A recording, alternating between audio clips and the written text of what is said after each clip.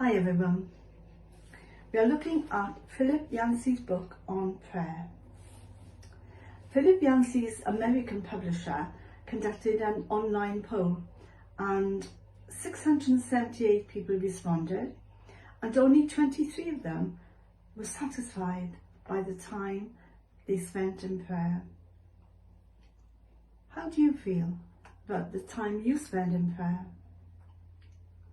I wouldn't be surprised if most of us say we don't spend enough time in prayer either.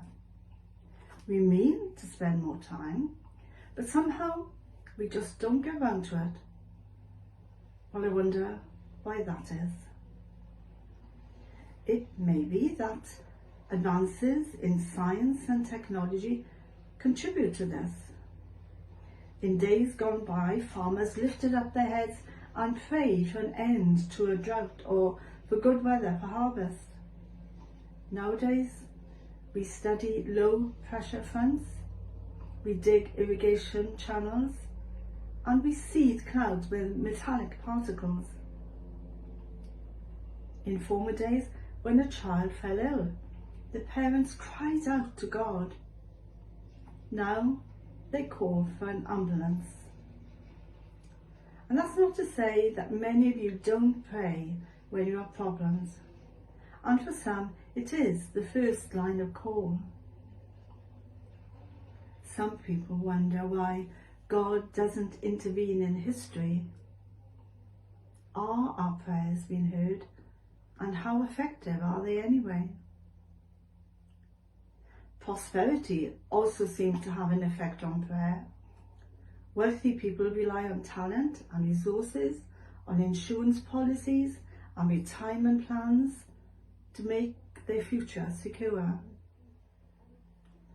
And there's nothing wrong in these things. But do we look to God for our security? Nowadays, we are used to a quick text or an email or WhatsApp. We seem to have less time for conversations and even less time for contemplation. We hear people say how busy they are. There's not enough time, not enough rest, not enough exercise, not enough time for leisure. So where does God fit into a life that is already full? Therapists and support groups now offer outlets that were once reserved for God. Do we seem to get more feedback from being with a human person who might nod their head in sympathy, who you feel is listening, someone you can see and hear? Once again, these things are very, very good. But it can be easy to leave God out. To a skeptic, prayer can be a waste of time. To a believer, it can be the most important use of time. Time to be with God, not just with our requests and our ideas about what He should be doing, but being able to spend time with Him, taking time to listen to what He might be saying to us. If it's good enough for Jesus, then it's good enough for us, isn't it? And we can connect with God at any time. Whatever we're doing, really, just like the practice of Brother Lawrence in his book, Practicing the Presence of God.